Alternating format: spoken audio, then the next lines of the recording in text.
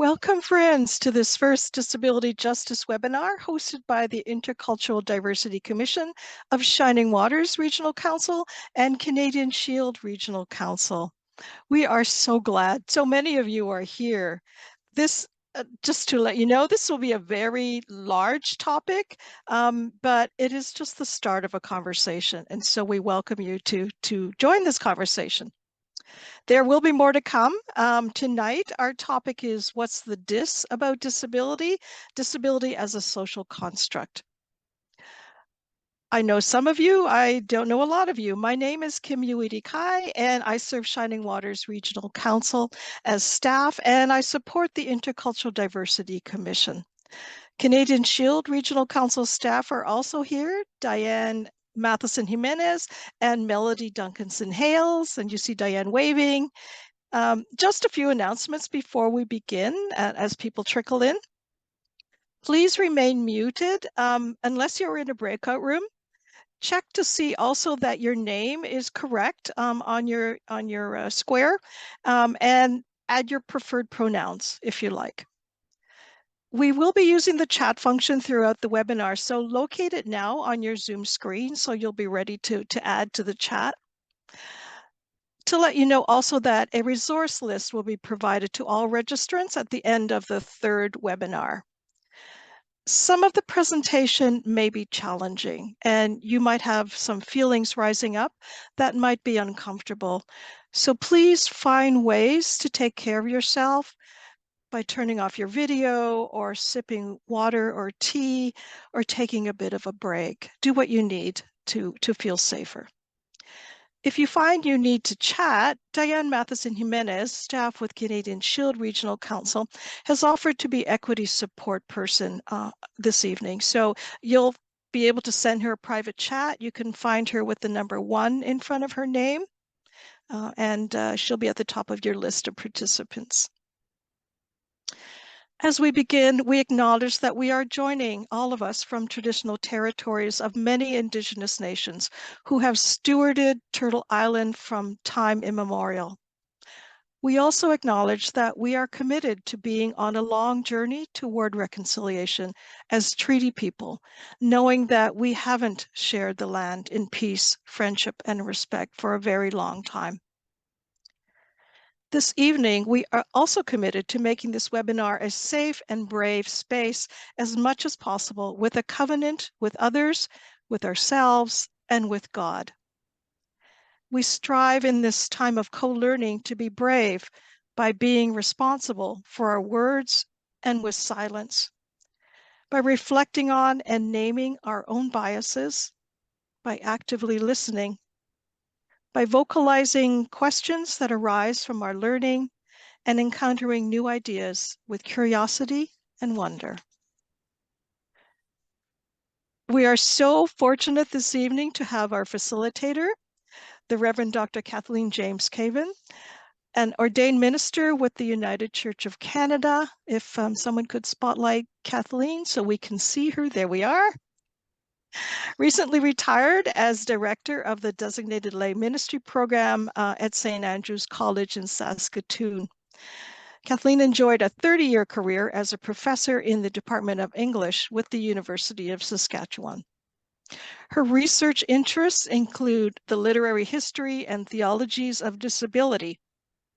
She contributed to the GC42 report, Theologies of Disabilities, and recently worked with others to produce a curriculum on issues of disability justice for the General Counsel Office.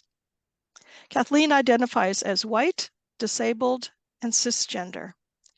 An uninvited guest, she is grateful to live on Treaty 6 territory and the homeland of the Métis, also known as Saskatoon, Saskatchewan.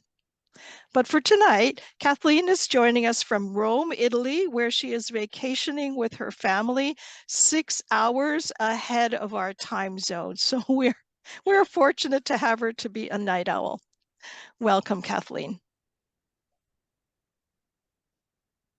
Thank you so much, Kim, for your kind introduction. It's a real great pleasure to be here. I'm looking forward to our conversation. I hope there'll be a chance for conversation. I hope you can all hear me okay. Let's get started. Thanks for placing me in my subject position as I wanted to do. I do have a disability. I live with a disability, which was not something that I was born with. It was something that just appeared during my adolescence. So I've had both a non-disabled and a disabled existence in my life. So what's the dis about disability? Why do we use that term? I want to begin by asking you a few questions, just so you can test what you already know. You already know a lot about disability, but the session today will be about what disability means, how it comes to be understood in, I'm thinking of our setting in North America, primarily, and I'm speaking from a position of a white, Western-oriented, Eurocentric person. So I have a specific view, and I know it's not a universal view of disability. So let's go to the first slide, because I have a question for you. I have 5 questions to do with the statistics relating to Canada and disability. So, and I'm going to ask you to use the chat to put your response to this question in. So what percentage of the Canadian population over the age of 15 has a disability? Is it 10%, 17%, 22%, or 30%? I'll give you 3 minutes.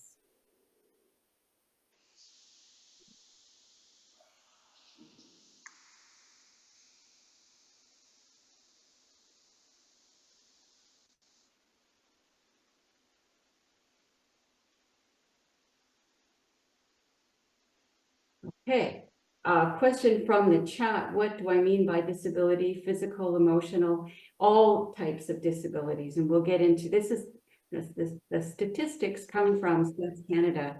So just to answer your burning question here, my burning question, it is 22%. 22% of the Canadian population identifies as having a disability, and this comes from Stats Canada. I'm going to ask you the next question. So the next slide, please. So what percentage of people with disabilities in Canada lives below the poverty line? 11%, 17%, 21%, or 27%? A few minutes here.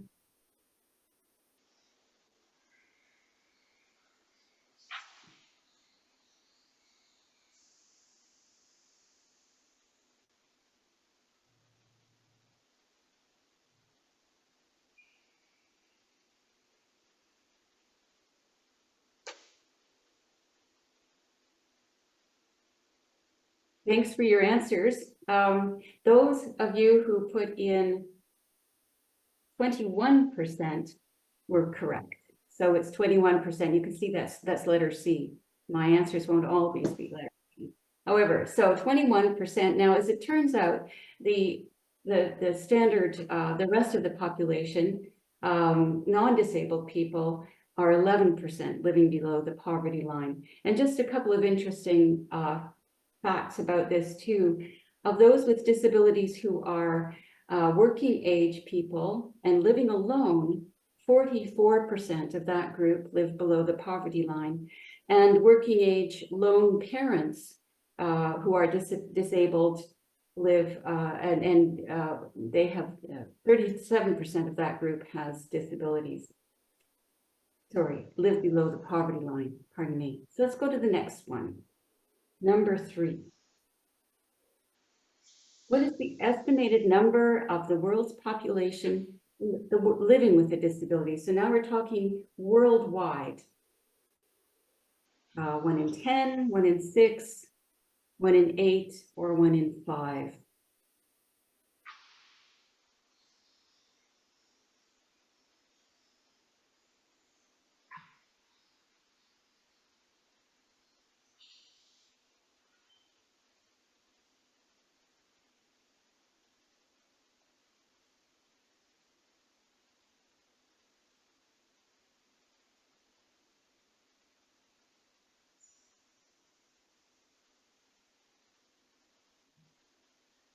Okay, so for those of you who are thinking 1 in 6, that's the correct answer. You got it right.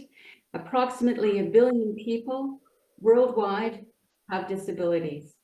This is a statistic from the WHO, the World Health Organization. And we'll go to the next question, number 4.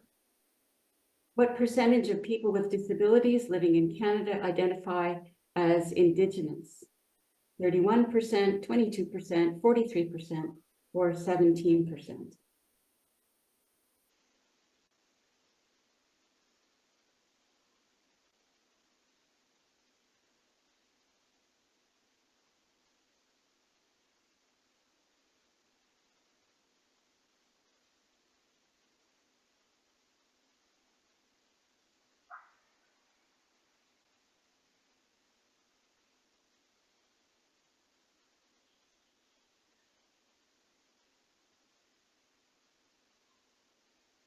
And the correct answer is 31%. Now, a caveat on this number, it comes from Stats Canada again. And so the notion of disability, as we know, is a social construct, a cultural construct. And this is a construct that has been used by basically, by our Canadian government. So it's not a very nuanced number. Statistics aren't usually nuanced. We'll go to the last question. What is the percentage of racialized people in Canada with a disability? Is it 7%, 14%, 28%, or 19%?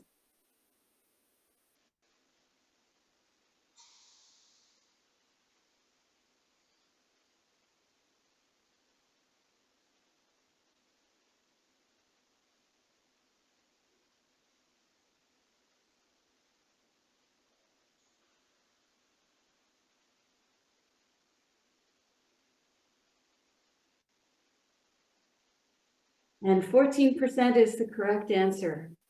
Now, so what these statistics tell us is you may or may not have been surprised by the numbers. I was when I first discovered them. More people living with disability in percentage-wise than I had imagined.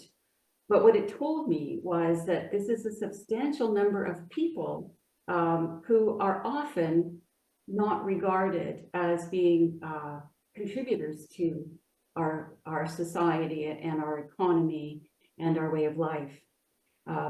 So people with disabilities represent a strong part of all of our cultures.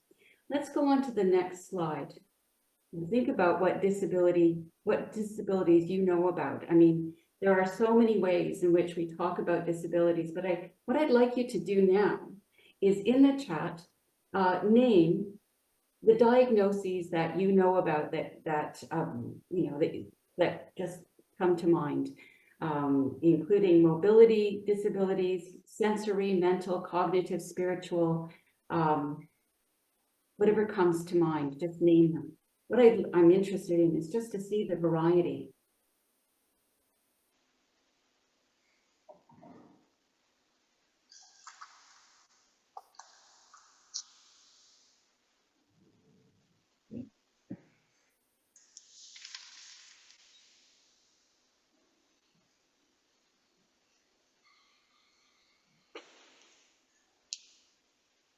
And CP means cerebral palsy, I think, right?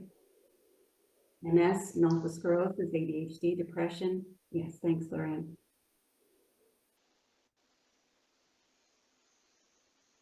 Lupus, low vision, low hearing, yes. Down syndrome, yeah. COPD, yes. CF, I'm blanking on that one. Chronic fatigue, right? Interesting how so many of them have acronyms, right? Polio, brain injury, speech impairment, yes.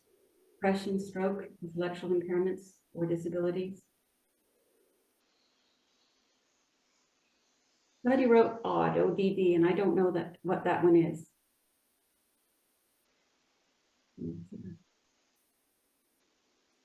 right? Seasonal affective disorder.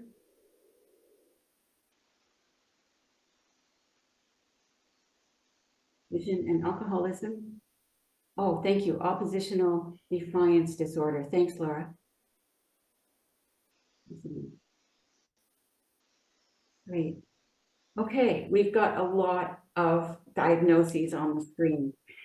I want you to hold on to this plethora of words and names for disability.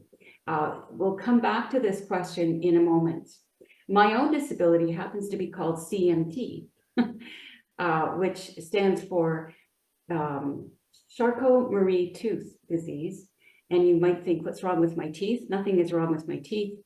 But it's named for the three doctors. And Charcot was working on hysteria with Freud when this whatever I have, the thing that I have, was first noticed. Okay, so all of these kinds of words describe something that we see as anomalous, and I like to think of the body as being, in fact, for me, the body is not abled or disabled.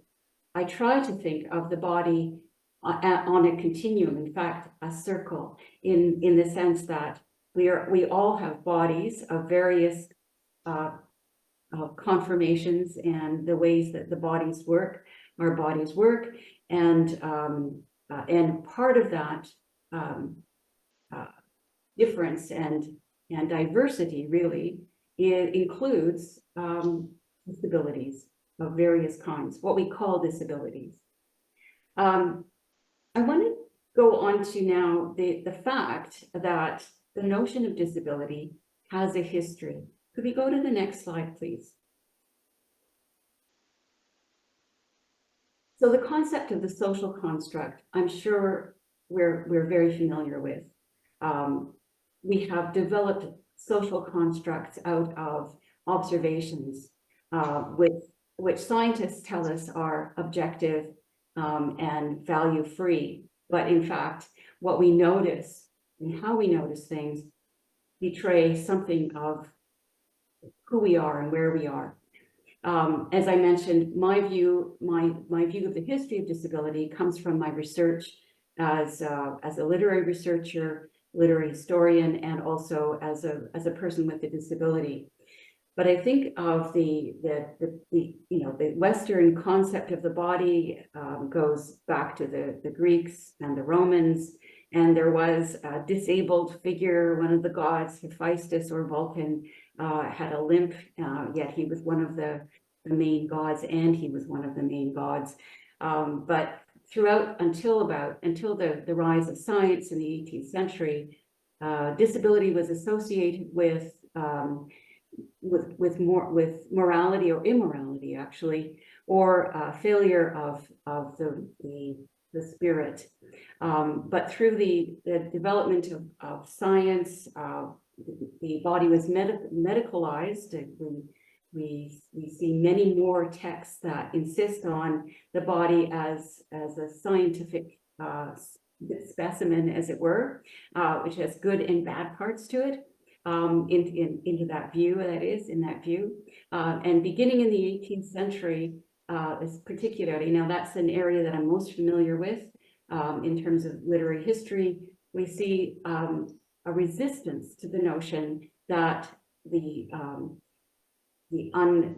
disabled body is therefore an unhealthy mental body. A writer who himself had kyphosis or a back impairment. He had a curvature of the spine. His name was William Hay. He was an MP in the mid 18th century, wrote about his own experience as a person with a disability, and he resisted the common association of disability with immorality or untrustworthiness.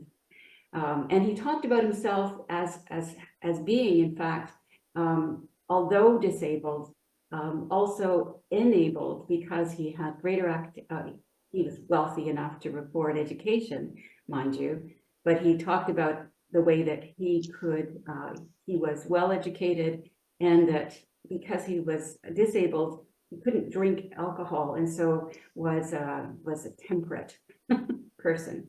At any rate, that view that resists the notion that the disabled body equals immorality was resisted through the medicalization of the body. And at the same time as that is developing, the history of statistics shows that this period, especially because of colonization and the encounter of Western and Indigenous populations, began the question of who and what is human, though the question of humanity was a long-standing question, as you know, in philosophy, but we begin to see the development of statistics and therefore the development of the notion of the norm.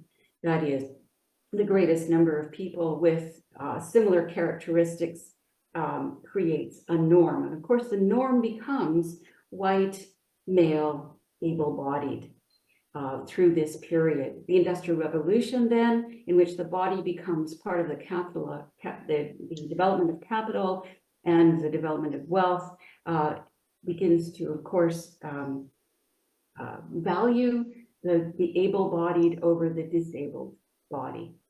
But as that valuation, which we kind of take, I think we take for granted as a norm now, is also resisted then by people with disabilities during the period of civil rights movements in the mid-60s, mid-50s, mid-60s, and 70s, with the rise of the idea that disability is an oppression that people with disabilities should resist and counteract. So disability has had a long history. It's not just something we invented in the 21st or the 20th century. It's something that has a long history of oppression, and also a long history of acceptance, depending on the place and time. So let's move to the next question then, the narratives of the ways that we talk about disability and why language matters. And for me, language matters because how we think about something and how we speak about something are, in fact, unified. What our language says about disability creates our attitudes or informs our attitudes, maybe not creates, but informs our attitudes to disability. So there are many ways of understanding disability. And I began earlier talking about the medicalized body, the rise of the medicalized body, which was actually a freeing movement for people with disabilities. But there are also some problems with it. So there are three general ways in which the body, the disabled body and the able body are understood. So first of all, the medicalized body. The medical model of disability sees the body as the source of the problem. That is, if you have a disability, you need to be fixed. You need to have medication, and the person's body is described in terms of what it cannot do, or cannot see, or the things that are wrong about the body. So when someone asks me, and I often get the question, "What's wrong with you?" I say, "Nothing's wrong with me. This is who I am." So the term special needs comes from this notion that a person with a disability has special needs, not just needs, but something special. Those of us in the disability community fairly often will resist that notion of special needs. So that's the medical model. There are good things about it, of course, because it's the way in which we can develop means of being in the world too. Using a chair, using leg braces as I do, or whatever it is, receiving the proper medication to allow us to live our lives. The social model of disability, however, arose in the 1960s, which challenged the medical model, seeing the body as the problem. And this was an idea developed first in the UK by a couple of activists, Paul Hunt, and also Michael Oliver, and so on, and a few others. And the idea was that, in fact, the social model said to the society around, it's not my body that is the problem, it's the way you've built the society, it's the way you've built the buildings, or the ways that the institution in which I am working sees my body or my mind and my way of being in the world. So the social model of social understanding of disability examines the barriers to engagement, the barriers to contribution that are set up by a society that is founded on the norm of able-bodiedness. So there may be information and communication barriers. Right now, I'm engaging in a barrier. I'm creating a barrier by speaking without offering without subtitles, right? Or there can be an attitudinal barrier in our society that says to a person with disabilities, are you sure you can do that job? Are you sure you can be a parent? But wouldn't ask the same thing of an able-bodied person. So as a social construct, the social model of disability looks at what is in the way of a person's capacity to a person's ability to enter into society. But there are limitations to that one too, because the body isn't just a social being. It's also it's also a medical being. It's a medical thing. Deb says, another saying is, you sure don't look disabled. Yes, I've had that one too. Again, not wanting to acknowledge the identity of disability. I hope that makes sense. So please ask questions if any, if anything I'm not making sense. So the third model of disability is one that has been labeled as the affirmative model, and it comes particularly out of the Mad Crip movement that sees disability as an identity, as a positive identity. That is, that having a disability is part of one's identity, just as being, for some of us, a minister is part of your identity, or whatever you are, whoever you are, your identity is you identify with it positively. Your culture, your race, the things, race, of course, as we know, is another social construct, but it's one, but our sense of who we are is our identity, and a disability is an identity, is a positive identity.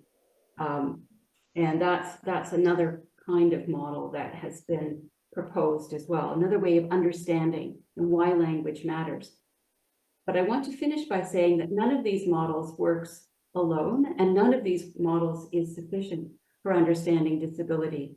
The medicalized model leads sometimes to what we call inspiration porn, whereas we see somebody who has a disability achieving something, and we think that's an amazing thing. Whereas if the person weren't disabled, it wouldn't be so amazing. It would be just them. So the medicalized body allows me to have leg braces because they help me to walk around, because I live in a world that wants me to walk around, and or use a wheelchair or use a walker, for example. The social model sometimes disregards the body, the significance of the body, and the real difficulties and the pain that come along with being disabled.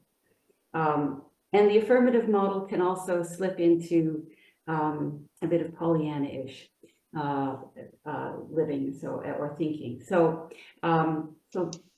these are different models. What I propose is that we take the pieces that worked for us in each of them. Can we go to the next slide, please? So behind all of the models, of course, is the question of stigma. And because of the social background of disability, it comes along with stigma.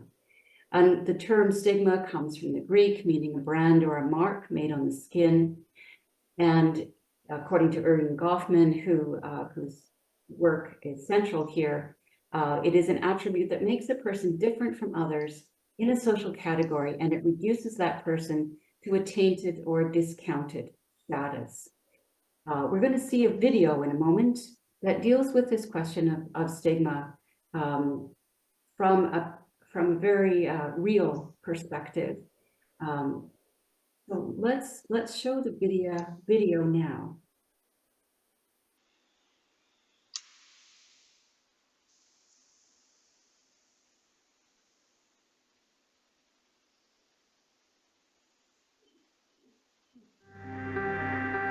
Stigma is a permanent part of my life. After my diagnosis, many people just left. The negativity just came from decades of misunderstanding in the media, in medicine. People were afraid. When I was given my diagnosis, it was stigma that told me I was never going to have a home, I was never going to have a job, I was never going to have a family, and I was never going to have a life. It took me 15 years to realize that that is all completely wrong. When we have weeks where the stigma in the media is so continuous, it's like a wall. It's like a wall of noise. When my partner and I are watching the news and they bring an article on that is talking about crime, that's talking about a perpetrator, we're just, don't do it, don't do it, don't do it. And then you hear the diagnosis of schizophrenia, or you hear the motivation of mental illness, and we are just frustrated.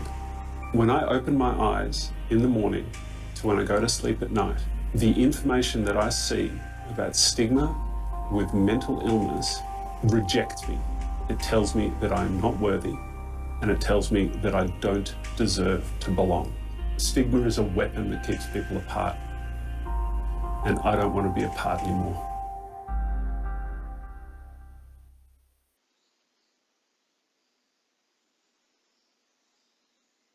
That's powerful stuff. The notion of stigma, of course, is also attached to ableism. But before we go to ableism, I realize that I've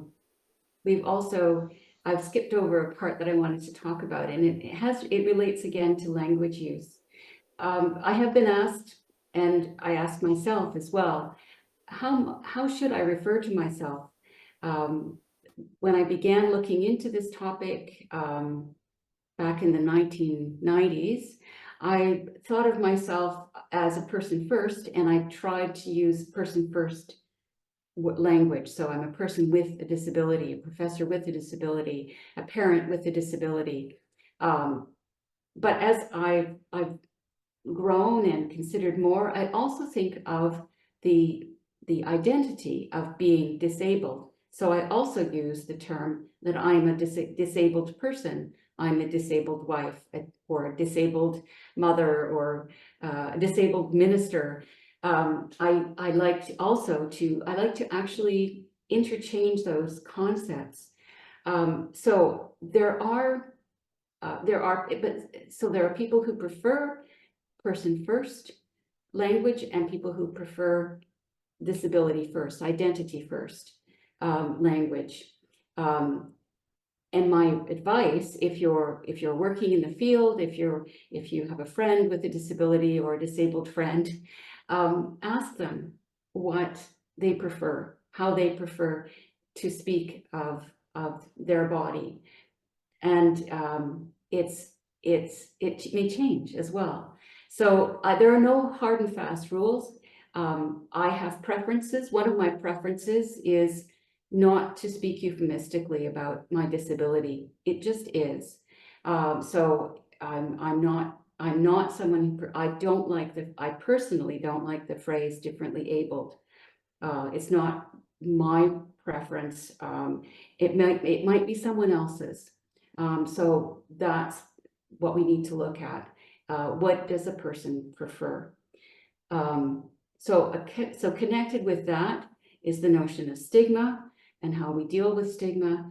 And then the next video introduces the concept of ableism. So can we go to the next slide? Should be a slide on ableism. Sorry. There we go. Okay.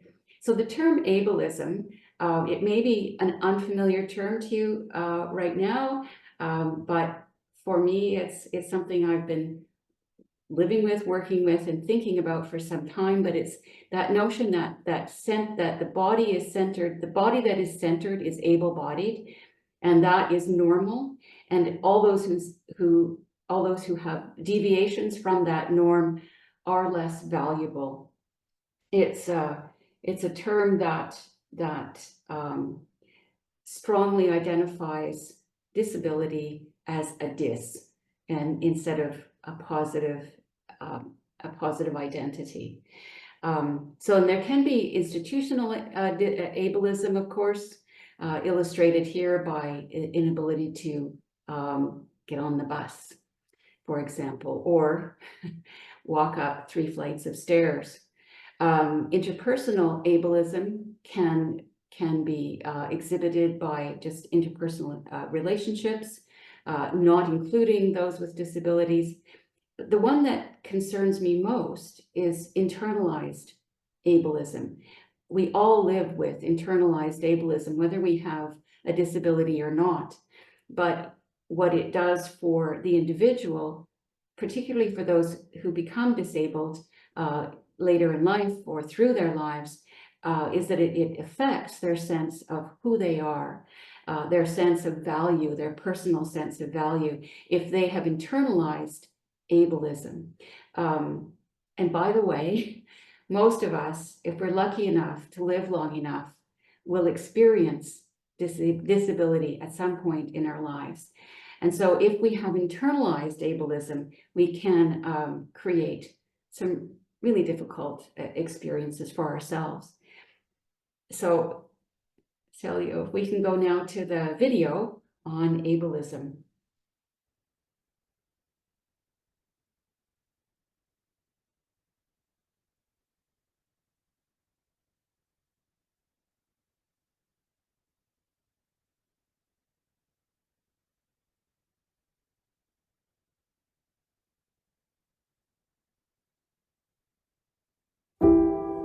What is ableism?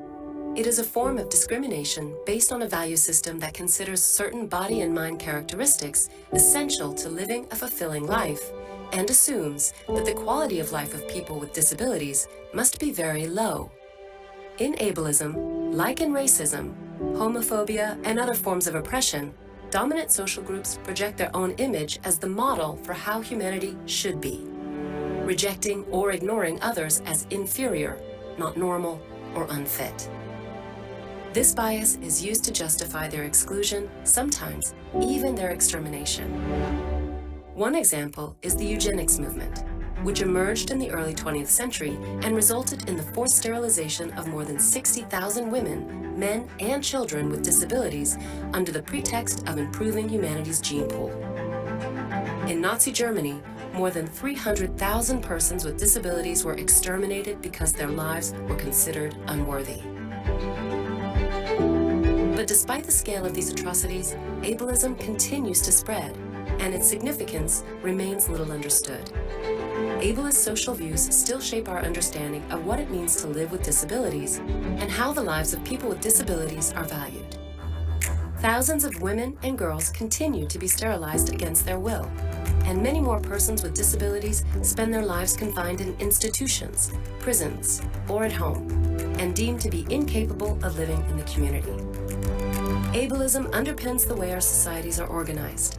Basic daily activities, such as going to school or work, taking public transport, doing groceries, or practicing a hobby are made difficult, if not impossible, for persons with disabilities and end up excluded and isolated.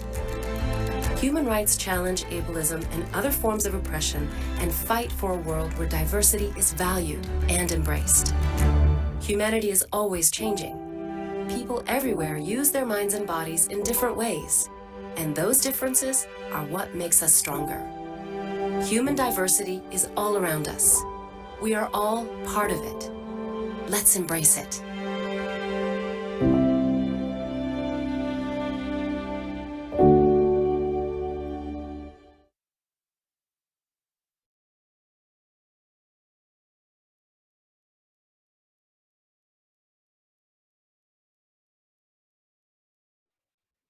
I'm not muted anymore.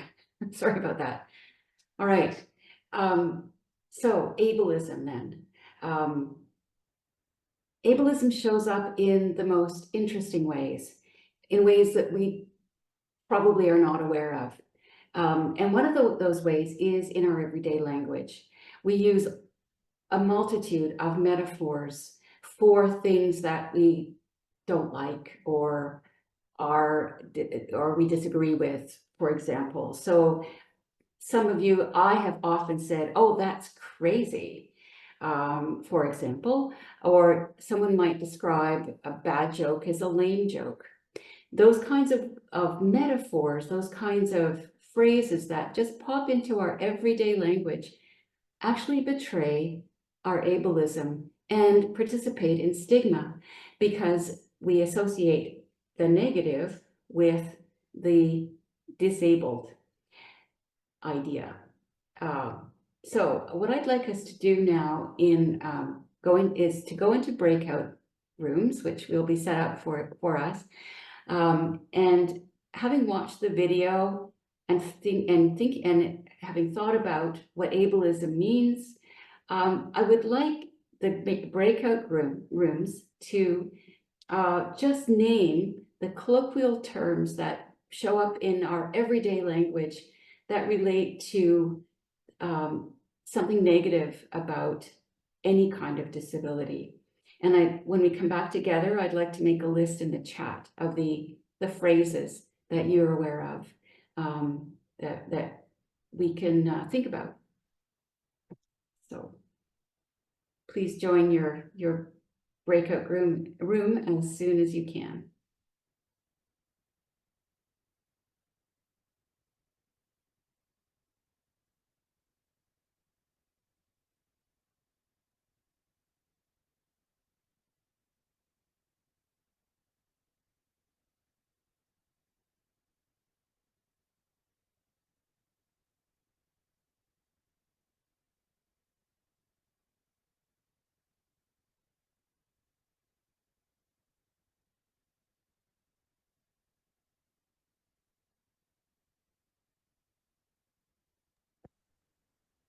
Okay, I think everyone is breakout room right now.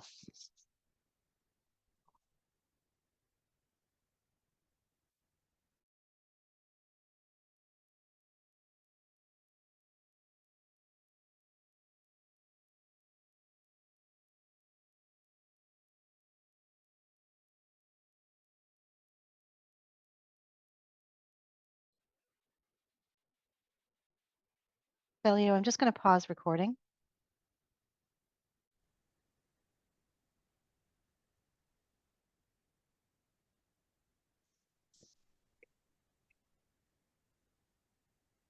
Okay. All right. Thank you for your contributions.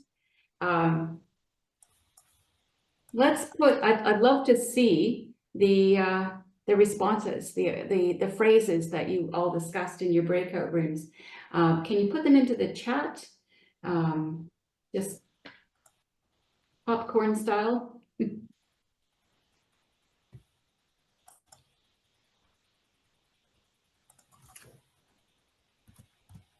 Blind as a bat. Oh yeah. Looney Tunes. That's lame. Yeah. I'm gonna have to. It's crazy. Yeah, we talked about the word spaz in our group too. Bulb. Yeah. Yes. Yeah, an Alzheimer's moment or a senior's moment. Stupid and dumb. Oh yeah, okay, that's an interesting one. The elevator doesn't go all the way to the top floor. People crippled, dumb, brain damaged, abnormal, idiot, lame, loony. Yeah.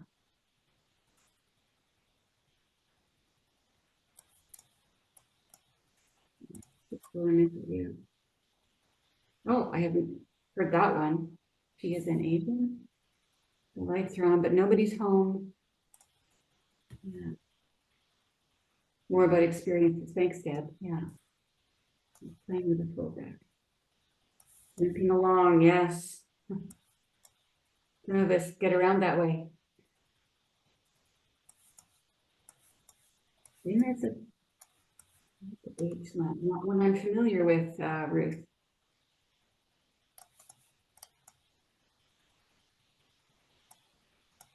My dad was very good at that one. Oh, He okay. was in the army during the war. And, Oh, if you were dim or couldn't understand or whatever, you're dim as a tuck H lamp.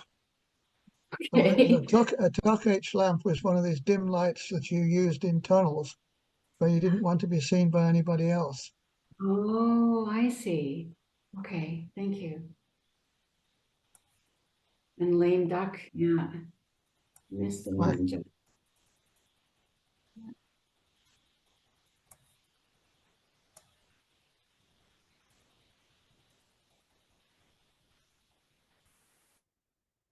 Yeah, some of these phrases, oh, yeah, the word special, right? Coming from the term special needs, and then we just take off the needs part, yeah.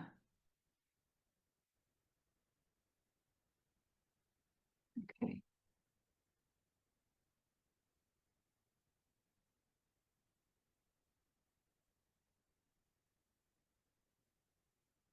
Deaf and dumb, yeah.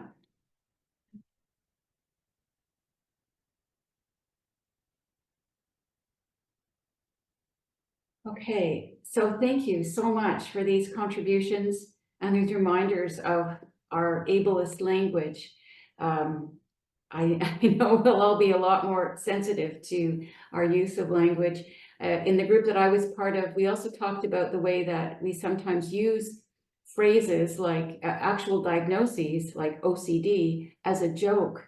But those who have OCD, it's not a joke. It's something that really does interfere with their everyday lives. So we also, we tend to make light of serious issues, serious disabilities sometimes with the language that we use. What I think this shows is our cultures, and by our culture, I'm referring to Western, predominantly white, North American culture, our understanding and our discomfort with disability.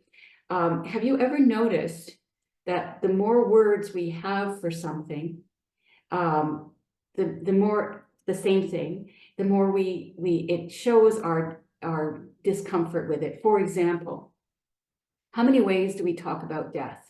We have all kinds of euphemisms for death, or parts of the body, like the penis or the vagina. We have all kinds of euphemisms and phrases and joking ways of referring to things that we're uncomfortable with. And I think the proliferation of ableist structures in our language shows how uncomfortable we are with language, with disability, pardon me. Tornas, do you think there's even a possibility for a non-ableist language? Well, that's a good question. Sorry, I missed the second half. I'll just have to open it up. Every new term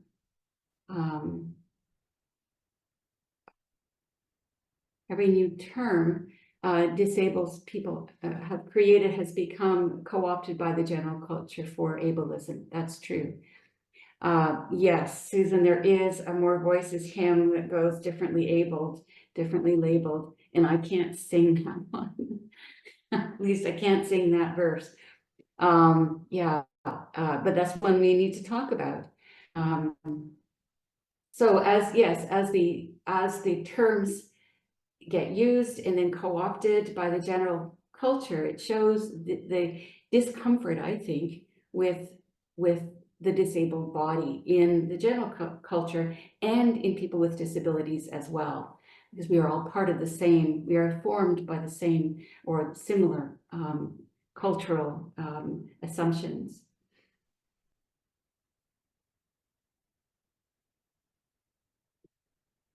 So I want to go on now to presenting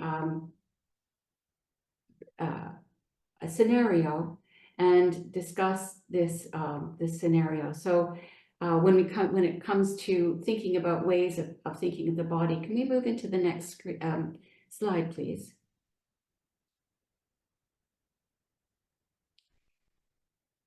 So thinking back to the models of understanding disability, the medical model, the social model, and the affirmative model of disability.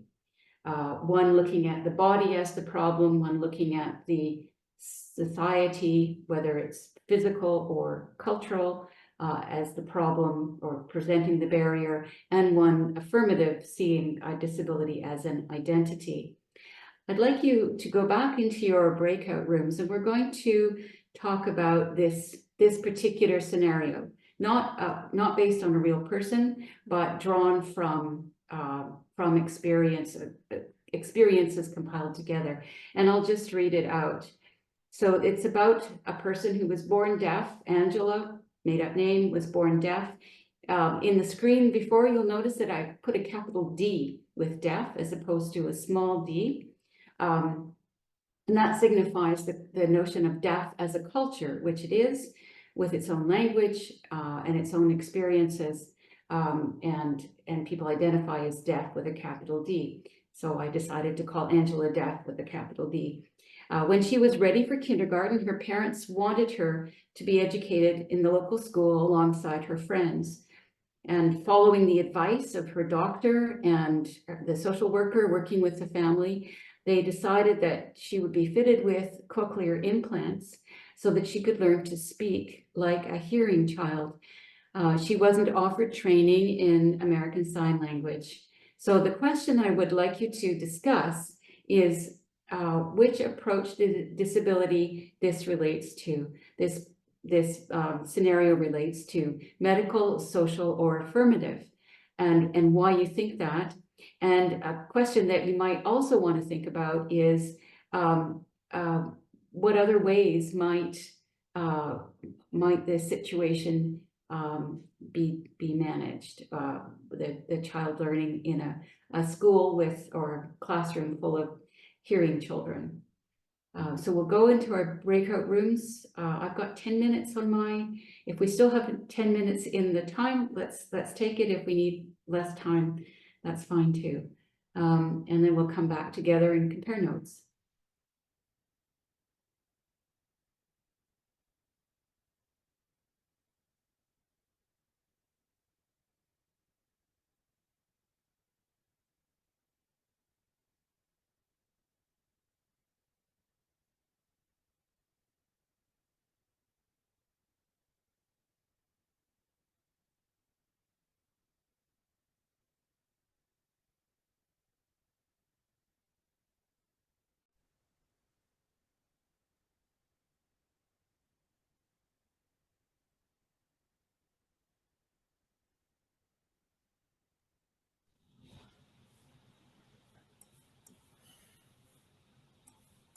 Well, thanks everyone. I hope you had a good conversation, and maybe we're trading stories and thinking about the scenario. I'm wondering what your responses were to this scenario. Which approach to disability is most prominent in this scenario, and why did you say so? You want to put that in the chat, maybe?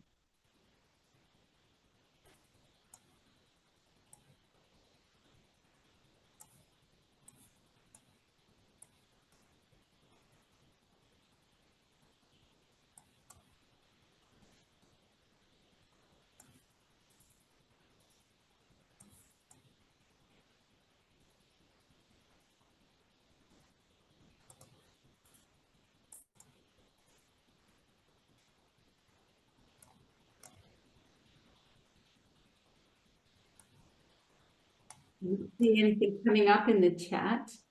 Oh, there we go. Medical, because it was treated as a problem, yeah. Okay. And the implants were meant to be a solution. Treated as a problem to be solved. Yeah, okay. But there are also there's also the possibility of a social aspect too, as a that is the intent was to give the child access to the social life around her in a way that would mimic the so-called able-bodied, but at least bring her into the social realm in a way. But it of course leaves out the affirmative model. It's seen as a problem. Her deafness is seen as a problem to be solved. I'm sorry, I'm seeing there are 4 new messages here. We thought there were elements of the medical body, fix the body with the implants, and the social model. Yes, they wanted a child in the class with their neighborhood kids. And that's a really important aspect to that story too. And so you can see by looking at that story or that scenario that it's complicated. It's not just one thing or the other. Medical isn't just bad, and social model isn't just ineffective or bad. Each way of approaching disability and ability need to come together. It would be more affirmative if they also taught her sign language. Yes, I agree. And if they taught the children in the classroom sign language as well. The solution uses the medical model, but the social model would offer an alternative, teach them and importantly their friends, ASL. Yes, thank you. Yeah. And that opens up a whole realm of opportunities. Disability comes with also capacities that can be used and can contribute to society, to education, and to those of us, and to friends and family. We talked at the break, not in the break, but during this time in my group about the example of a teacher who is deaf, whose deafness was an advantage in the way that she dealt with the children. The children responded positively to her deafness. And yes, so she could read, Lionel writes about the child in the scenario being able to relate to both communities, both the deaf community and the non-deaf community. And yeah, implants are a miracle. They can work very well, and they can be useful if they work for somebody.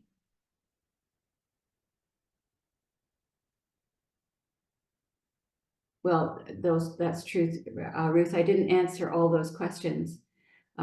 Just described her as deaf. And I didn't give the details of whether she had hearing or whether she had the capacity to speak, verbalize at all. So I made it up, so I can't say whether she had any understanding, whether her friends were trying to say to her. But as a deaf person with cochlear implants, presumably they could work. They can be also, they're not for everybody as well. You know, medically they sometimes work and sometimes they don't. Okay. Thanks for these conversations, and thank you for your responses. It's not cut and dried, is it? It's complicated. It's always complicated and nuanced. And every scenario brings different kinds of issues. Can go to the next slide, please. So I want to begin the conclusion, and we'll probably have some time for questions at the end too. Just to conclude, I want to share with you first the WHO, the World Health Organization definition of disability, and then I want to share with you a similar kind of definition but from a slightly different perspective. So the WHO says that disability results from the interaction between individuals with a health condition, such as cerebral palsy, Down syndrome, and depression, with a personal and environmental factors, including negative attitudes, inaccessible transportation and public buildings, and limited social support. As you can see, the WHO brings together the social and the medical models to create a fairly well-rounded model of understanding and definition of disability. But I was reading, so in addition to that, I was reading a collection of first-person stories called Disability Visibility. And the editor, Alice Wong, who is disabled herself, writes, "Disabled people have always existed, whether the word disability is used or not. To me, disability is not a monolith, nor is it a clear-cut binary of disabled and non-disabled. Disability is mutable and ever-evolving. Disability is both apparent and non-apparent. Disability is pain, struggle, brilliance, abundance, and joy. Disability is socio-political, cultural, and biological. Being visible and claiming a disabled identity brings risks as much as it brings pride."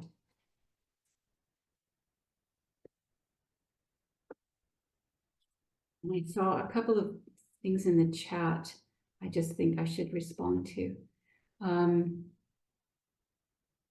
Ruth has friends with cochlear implants. Lorraine says, "Why do they assume something is a condition?" Yes. Yeah, another one of those great words that we use. It's a condition or a disease. Yeah. And I think we have a video that kind of connects my last reading about disability to and shows us people's real experiences as living with disabilities. Can we move to the video?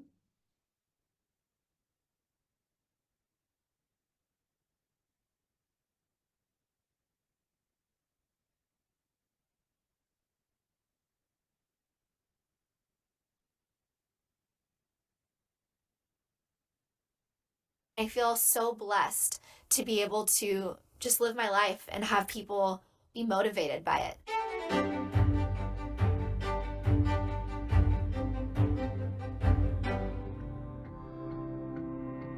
I have a spinal cord injury, and so when I was seeing people roll by, I was like, wow, so that's what I'm gonna look like. I think I'll do a bit of it. I know how to get cancer and kids. I was born paralyzed. I was born with spina bifida. So I've been paralyzed my whole life, and it's the only life I know. So I had to kind of grow into learning I was different. My biggest insecurity is my legs. So I decided, hey, if that's my biggest insecurity, then I'm gonna start a gene line. And all of the pictures are based around my genes and my legs and other people's legs. And that's where I realized that it's okay to be different. Because once you embrace it, your entire world changes. People mean like they don't know how to react to me a lot of times. So like I make little jokes like, "Hey, calm down, it's okay. I'll be okay." I would have people treat me as if I wasn't really there, and I would have people treat me like they didn't want anything to do with me, and perhaps it's because they were scared and they didn't know any other response. One of my favorite things is when I'm out in public and I have all my girls with me who are all in chairs, who are all gorgeous, and we literally love when we see heads just turn. Society doesn't correlate disability and being attractive. We are beautiful people. Everyone's beautiful in their own way, but we can be stylish. We can be gorgeous and stunning and fabulous, as I like to say, because yes, I see myself as being fabulous. Being a dancer, you know, once a dancer, always a dancer, I didn't stop. So I would go out to the clubs and I would get my boogie on, and I was surprised by how guys would approach me and be like, "Hey, you're hot." And they wouldn't say you're still hot. They would say, "You're hot." There is the black and white. There's the bad and there's the good. So as long as you're focusing on the good, then the bad just seems to melt away. We're only given one life, and you got to be proud of it. You want to bust a couple of moves? What?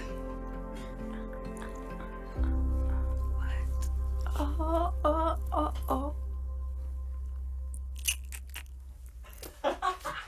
Perfect. Let's get a cut.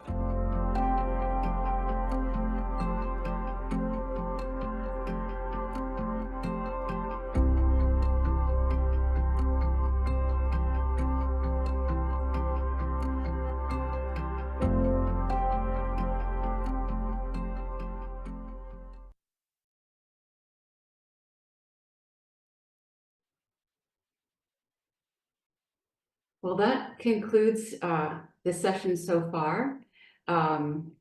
We can move. We don't need the slides anymore for now. But I want to leave you with a teaser and suggest, ironically or sarcastically, that ableism never happens in the church, right? Now I saw there's a note in the chat. Oh yeah, she does have some good news. Very cool. Absolutely. Right, if anyone has questions, we have a bit of time. We have a couple of minutes, literally. I'm happy to entertain questions or comments. In our next session, we'll actually, seriously and not sarcastically, deal with the Bible, disability, and theological themes, so that we can put this information, this thinking into our practice and into our ministry. More to the point. I would like to see how it can be involved with, we've just become an affirming church. Yes. So congratulations. How to put it together with that. Yes, okay. I'll make a note of that. Well, one of the things that I've been involved in a group, an affirming committee in the church where I attend, and we've just recently also voted to become affirming after our process. And for me, we have not dealt with the issue of affirming in terms of disability, and within my region as well. It's something that is very, it's on the muted side, I would say, to use an ableist term. And it is something that we need to continue to remind our affirming committees and about, and that is that we affirm all kinds of diversities, and not just, if I may, difference, because difference assumes a norm. I prefer the term diversity because for me, it includes and embraces and acknowledges all varieties.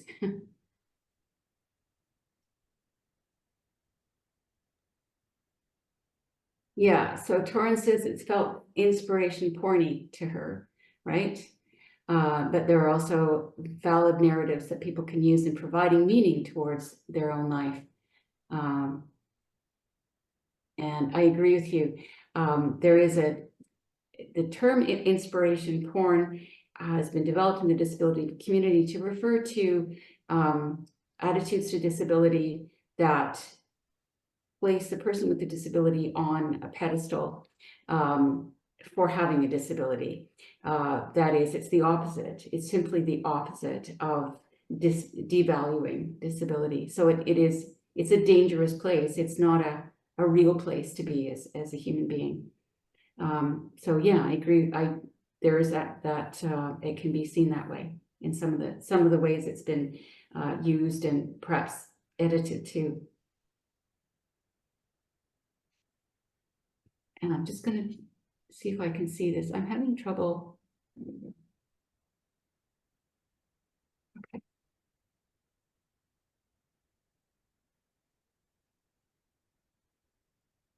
I had So- asked if there's a way we could have that last, not the who definition, but the other one you gave that you read. Could you put it on a slide for next week that we could see it or have Absolutely. it? It was so Yeah, beautiful.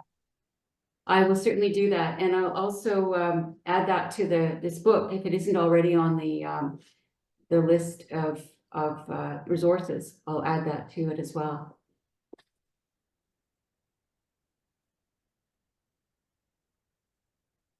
Yeah, Susan, I agree with you. Diversity versus different is similar to equity versus equality. Yeah, absolutely. Thank you, Sharon. Thank you. All right. I think we're at time now. We're 2 minutes past time. So we should Thank you. Yeah, and we've come to the end of our session. So thank you so much, Kathleen. It feels like you've shared a course load of information for us to think about in an hour and a half. And thank you to all the participants this evening for being so engaged in this conversation. We hope that you will continue to reflect on what we've learned and to keep the conversation going. If there are topics that you would like to explore further at a later time, please add them to the chat so that we can consider what next. So at the end of the 3-part series, March the 6th is the last of the 3, you will be sent a resource list that includes links to the videos, and we'll make sure we include a book list as well. So stay tuned for that. We hope to see you next week for webinar 2, Ableism in the Church, the Bible, Theologies, and Disabilities. I think we'll be able to really engage as people of faith in that topic as well.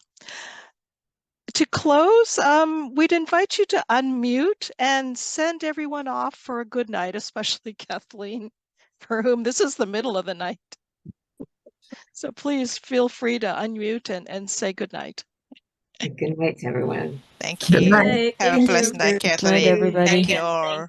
Thank Thank you. you so much. Good night.